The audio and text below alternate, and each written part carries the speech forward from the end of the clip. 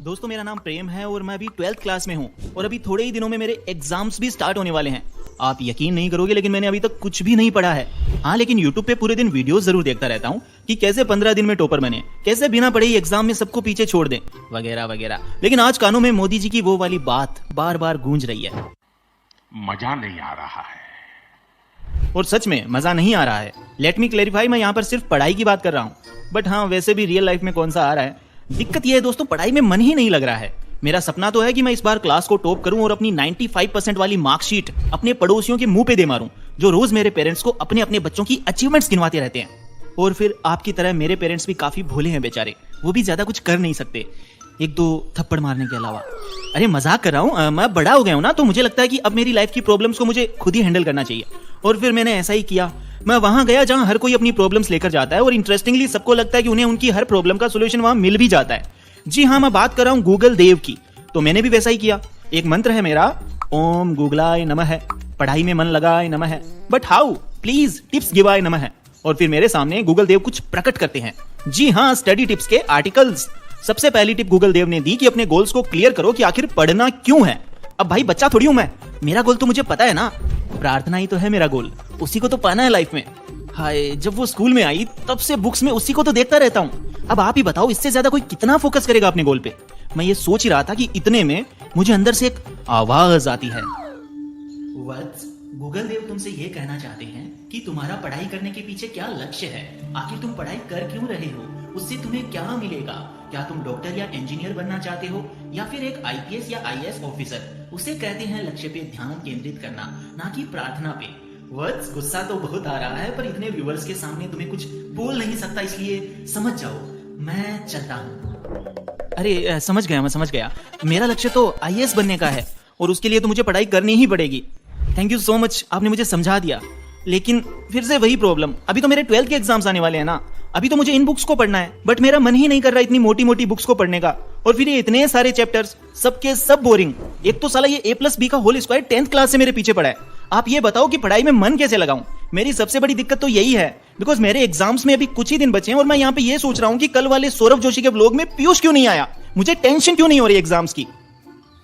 अरे वत्स, इस सवाल का जवाब तो तुम्हें एक इंसान ही दे सकता है।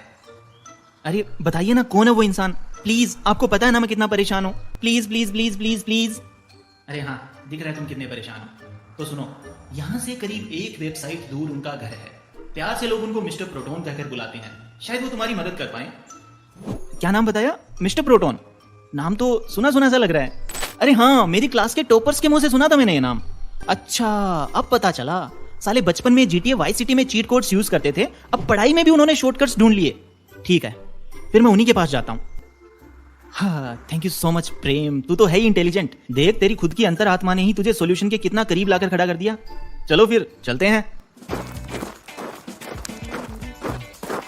मिस्टर प्रोटोन, दरवाजा खोलिए मिस्टर प्रोटोन, आपका एक शिष्य आपसे मदद की भीख मांगने आया है। अरे रुको भाई, दरवाजा खोलने के लिए दरवाजे तक चल कर आना पड़ता है। मैं घर में हवाई जहाज का यूज थोड़ा कम करता हूँ। रुको, खोल रहा हूँ दरवाजा। ये लो, खोल दिया दरवाजा। बोलिए जनाब, क्या चाहिए? अच्छा, तो आप हैं मिस्टर प्रोटोन? हाँ, क्यों? न्यूक्लियस के बाहर हूँ इसलिए हैरान हो क्या? अरे नहीं सर, हैरान इसलिए हूँ कि आपका नाम बोलने में भी केमिस्ट्री का प्रोटोन याद आ रहा है। और मैं इसलिए हैरान हूँ कि तुम्हें इतना तो पता है कि प्रोटॉन केमिस्ट्री से रिलेटेड है। खैर छोड़ो, बताओ मैं कैसे तुम्हारी मदद कर सकता हूँ?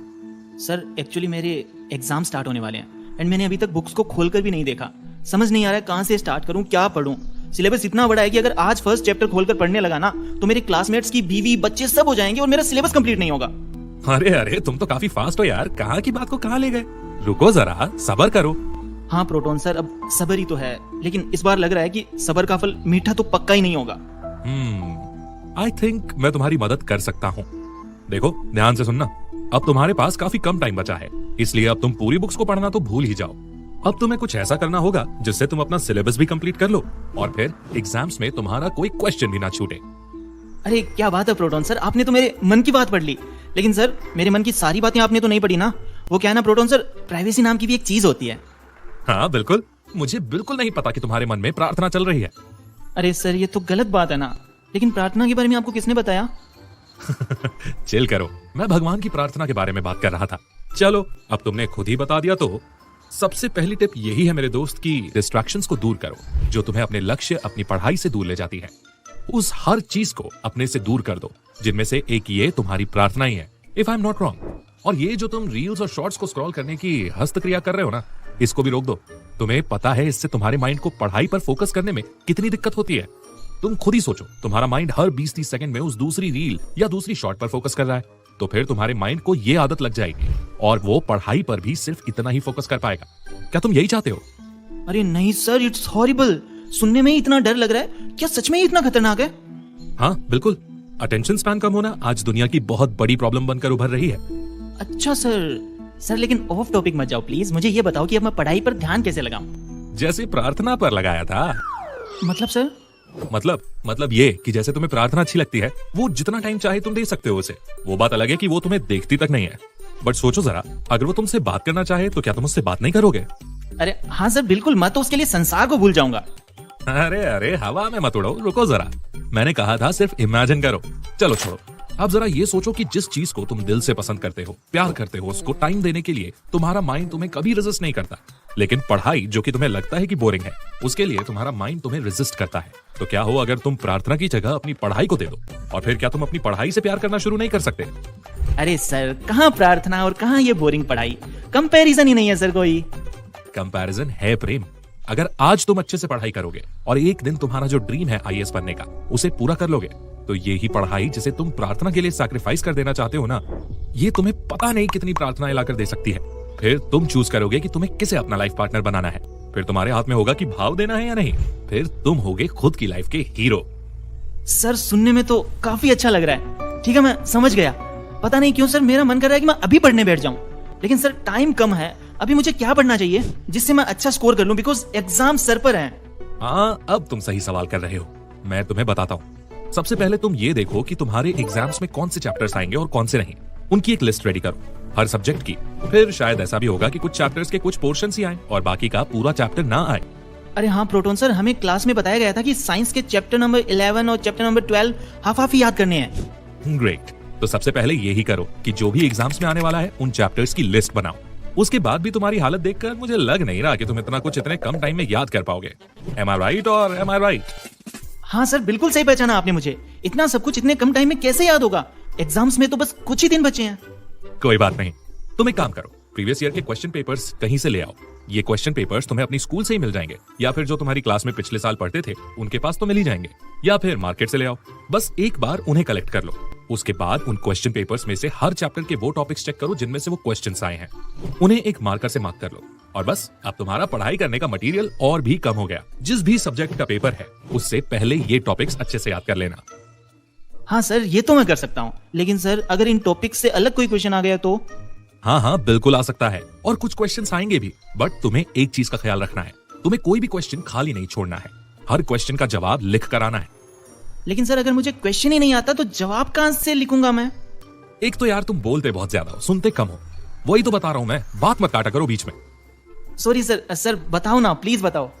देखो, जिस भी क्वेश्चन पर तुम अटक जाओ तो सबसे पहले उस क्वेश्चन के एक एक वर्ड को ध्यान से पढ़ना। एंड जैसे ही तुम उस क्वेश्चन के हर वर्ड को 1 बाय 1 करके पढ़ोगे तो तुम्हें कुछ याद आएगा। तुम्हारे माइंड में एक कनेक्शन बन जाएगा। जो भी टॉपिक्स तुमने पढ़ रखे होंगे उनसे उस क्वेश्चन का कोई ना कोई कनेक्शन जरूर मिलेगा। और बस एक बार कनेक्शन बैठ गया तो फिर सब आसान है। कैसे सर? फिर सब आसान कैसे है? अरे आसान ऐसे है कि तुम्हारे माइंड ने अगर एक बार उस क्वेश्चन को समझ लिया ना, और तुम्हारे माइंड में उस क्वेश्चन वाले टॉपिक की एक इमेज आ गई, फिर तुम्हें उससे रिलेटेड तुम्हारे माइंड में जितना भी ज्ञान है वो वहां पर लिख दो। इसे आंसर फ्रेमिंग कहते हैं। तुम आंसर को खुद ही फ्रेम कर रहे हो। और हाँ, एक चीज का ध्यान रखना कि आंसर में रेलेवेंसी होनी चाहिए। क्वेश्चन में जो पूछा गया है उसका आंसर भी उसके रेलेवेंट होना चाहिए। और मुझे पूरा विश्वास है कि अगर तुमने उन टॉपिक्स को एक बार अच्छे से कर लिया जो तुमने मार्क किए ना, तो तुम अच्छे से आंसर को फ्रेम भी कर लोगे।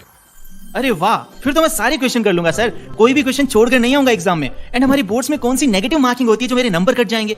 एग्जामिनर कुछ ना कुछ नंबर तो देगा ही। Yes, you are right. लेकिन एक चीज का ख्याल रखना दोस्त, वो सबसे इंपॉर्टेंट है। क्या सर? इससे भी ज्यादा इंपॉर्टेंट क्या हो सकता है? I am very curious to know that. देखो प्रेम, तुम कितनी भी पढ़ाई क्यों ना कर लो, कितने ही चैप्टर्स क्यों ना याद कर लो, अगर तुम्हारे अंदर कॉन्फिडेंस नहीं है ना, तो यार ये सब बेकार है। तुम आता हुआ क्वेश्चन भी गलत कर दोगे अगर तुम्हें कॉन्फिडेंस नहीं है।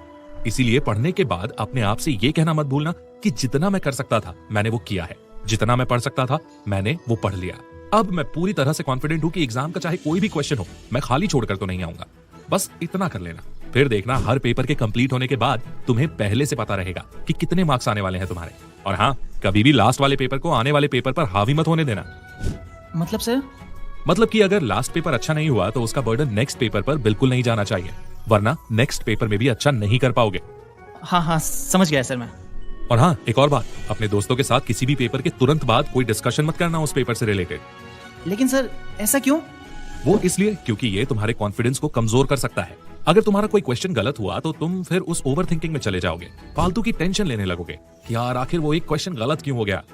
हाँ सर, बिल्कुल सही कह रहे हैं आप। तो चलो ठीक है, फिर करो अपने एग्जाम्स की तैयारी और रिजल्ट वाले दिन मिलते हैं तुमसे। देखता हूँ तुम कितने अच्छे से मेरी बात को फॉलो कर पाते हो। मुझे निराश मत करना प्रेम। नहीं प्रोटॉन सर, बिल्कुल नहीं। अब तो मैं आपको प्राउड फील करवाऊंगा सर। सच में? हाँ सर, मैं अभी घर जाता हूँ और अभी पढ़ाई करने बैठ जाता हूँ। और आपने जो भी बताया वो मैंने नोट कर लिया है। अपनी तैयारी बिल्कुल उसी हिसाब से करूंगा और एग्जाम्स से अब मैं नहीं बल्कि एग्जाम्स मुझसे डरेंगे सर। अरे चलो ठीक है। All the very best to you and my proton family. Take care, ध्यान रखना अपना, और आप सभी इस वीडियो को अपने दोस्तों और फैमिली में शेयर करना जिसको इसकी सबसे ज्यादा जरूरत है। मैं और प्रेम आपसे नेक्स्ट वीडियो में मिलते हैं। Thank you so much for watching this video.